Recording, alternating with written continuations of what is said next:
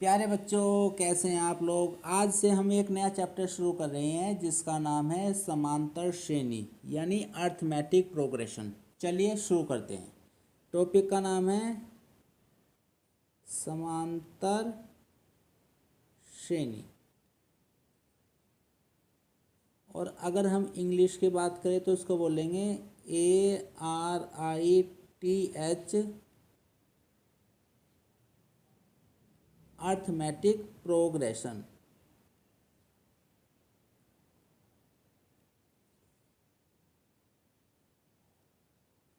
ठीक है प्यारे बच्चों, इंग्लिश में बोलते हैं अर्थमेटिक प्रोग्रेशन और हिंदी में बोलते हैं समांतर श्रेणी। ठीक है, तो चलिए सबसे पहले हम इस टॉपिक की परिभाषा को पढ़ेंगे। जो समांतर श्रेणी है उसकी परिभाषा क्या है।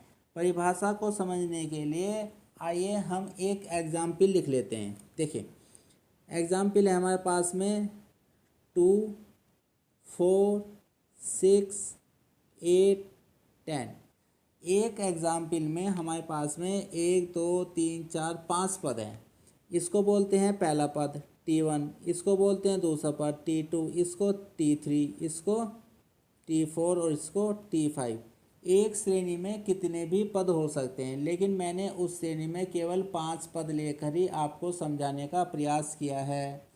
अब आप देखो, इन दोनों श्रेणी के ये जो श्रेणी है इनके दो पदों का अंतर देखो। यानी आपने क्या काम किया, T2 में से T1 को माइनस किया तो आंसर आ गया 4 - 2 = 2। ऐसे ही आपने T3 में से T2 को माइनस किया और 6 - 4 आंसर आ गया 2।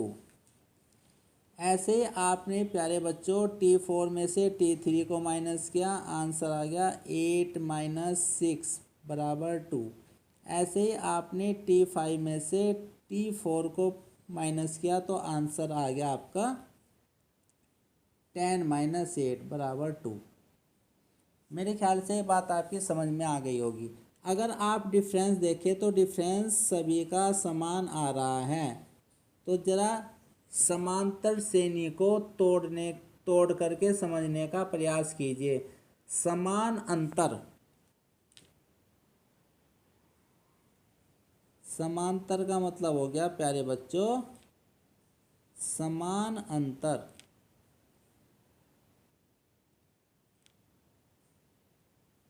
ठीक, अब देखो इन दोनों का अंतर भी 2 आया, इन दोनों का भी अंतर 2 आया, इन दोनों का भी अंतर 2 आया, इन दोनों का भी अंतर 2 आया है। तो अंतर जो आपका हो गया प्यारे बच्चों वो हो गया समान। इसलिए ये जो पद हैं ये एक समांतर श्रेणी के पद होंगे। मेरे ख्याल से बात आपकी समझ में आ गई होगी। अब इस बात को लिख लेते हैं। देखो कैसे लिखेंगे, एक ऐसी श्रेणी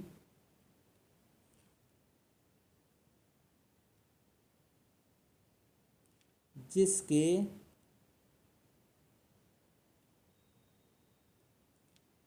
किन्हीं दो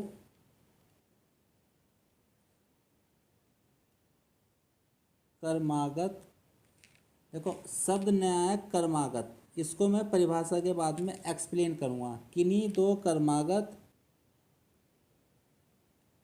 पदों का अंतर समान होता है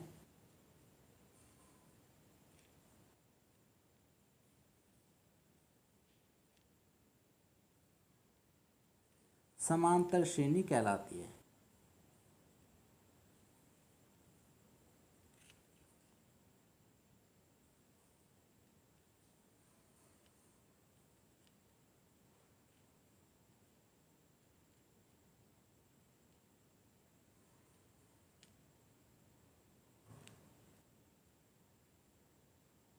ठीक है प्यारे बच्चों, क्या बनेगी समांतर श्रेणी की परिभाषा, एक ऐसी श्रेणी जिसके किन्हीं भी दो क्रमागत पदों का अंतर समान हो समांतर श्रेणी कहलाती है। ध्यान से सुनिएगा। अब इसमें क्रमागत जो शब्द आया है इसको मैं लिख लेता हूँ। और इसको परिभाषित करते हैं क्रम से लिए गए पद। यानी अगर हमने एक पद, क्रम से का मतलब समझ लिए, अगर हमने एक पद T1 लिया है तो हमें दूसरा इसका जो क्रम का पद होगा वो T2 ही लेना पड़ेगा। आप T3 ले सकते, T4 नहीं ले सकते, T5 नहीं ले सकते। लेकिन अगर हमने T2 लिया है तो इसके क्रम का पद T1 भी हो सकता है और T3 भी हो सकता है।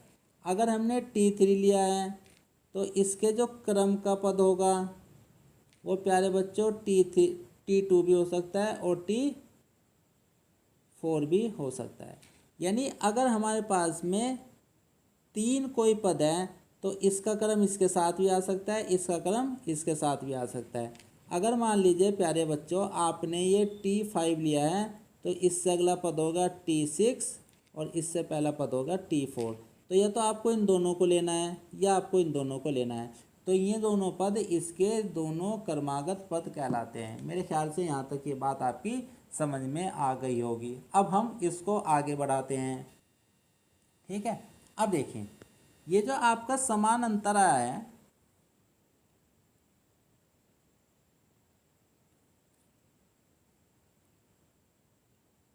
वो ध्यान से सुनिए। ये हमारे पास में 3 तरीके से आ सकता है। ये हमारे पास में धनात्मक भी आ सकता है, ये हमारे पास में ऋणात्मक भी आ सकता है, और ये हमारे पास में शून्य भी आ सकता है। तो जो समान अंतर है वो धनात्मक भी आ सकता है, ऋणात्मक भी आ सकता है और शून्य भी आ सकता है। अब पहला केस, समान अंतर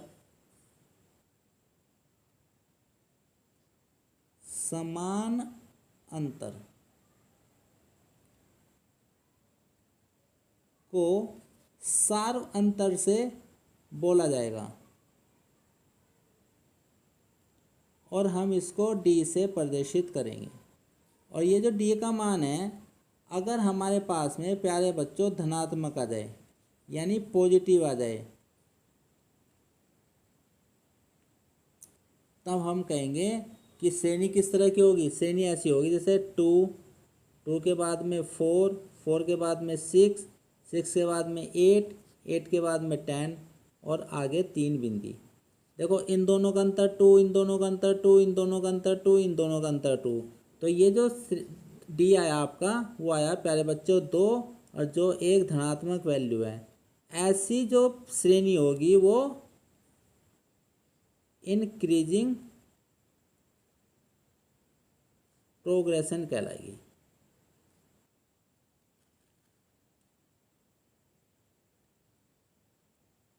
ऐसी जो श्रेणी कहलाएगी वो इंक्रीजिंग प्रोग्रेशन कहलाएगी। मेरे ख्याल से ये बात आपकी समझ में आ गई होगी। इंक्रीजिंग प्रोग्रेशन का मतलब होते बढ़ती श्रेणी।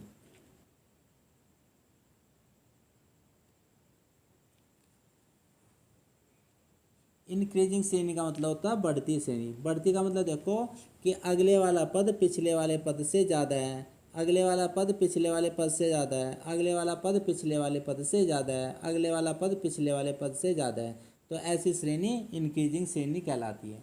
अब नंबर 2 केस देखें। अगर आपका ये जो सार्व अंतर है, अगर प्यारे बच्चों जिसको हमने D से प्रदर्शित किया है ये ऋणात्मक आ जाता है, ऋणात्मक का मतलब हो गया ये नेगेटिव आ जाता है। तो अगर ये नेगेटिव आ जाता है तो श्रेणी आपकी जो श्रेणी होगी वो डिक्रीजिंग श्रेणी कहलाएगी। तो प्यारे बच्चों ये कहलाएगी डिक्रीजिंग श्रेणी।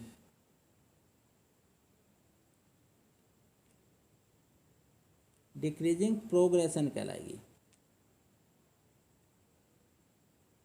डिक्रीजिंग का मतलब होता है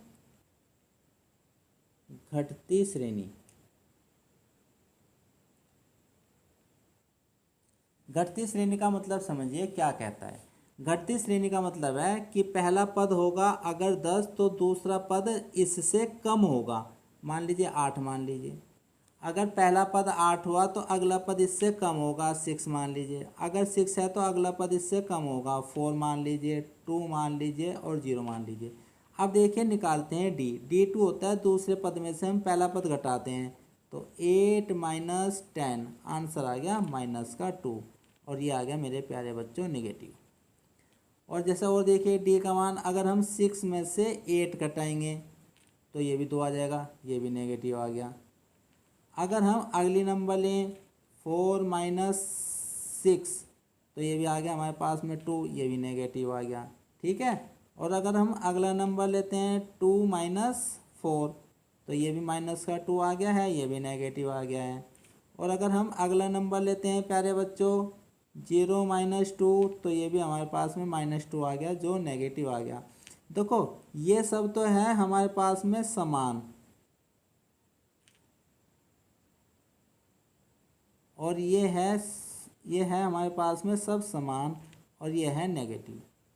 तो समान है यानी अंतर जो है वो समान है और उसकी वैल्यू है नेगेटिव, इसलिए इसको हम डिक्रीजिंग प्रोग्रेशन कहते हैं। मेरे ख्याल से बात आपकी समझ में आ गई होगी। अब हम केस 3 लेते हैं। केस 3 में जो सार्व अंतर है यानी जो D है उसका मान है मेरे प्यारे बच्चों 0। अगर किसी भी श्रेणी का सार्व अंतर 0 आता है तो ऐसा तभी होगा जब उसके प्रत्येक पद का मान समान होगा। समझ में आ गया? आइए इस बात को लिख लेते हैं। यदि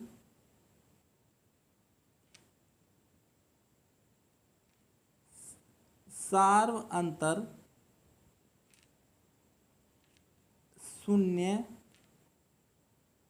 आ जाए,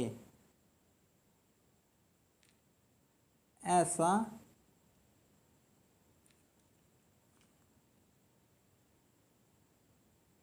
तभी होगा जब उस श्रेणी के प्रत्येक पद का मान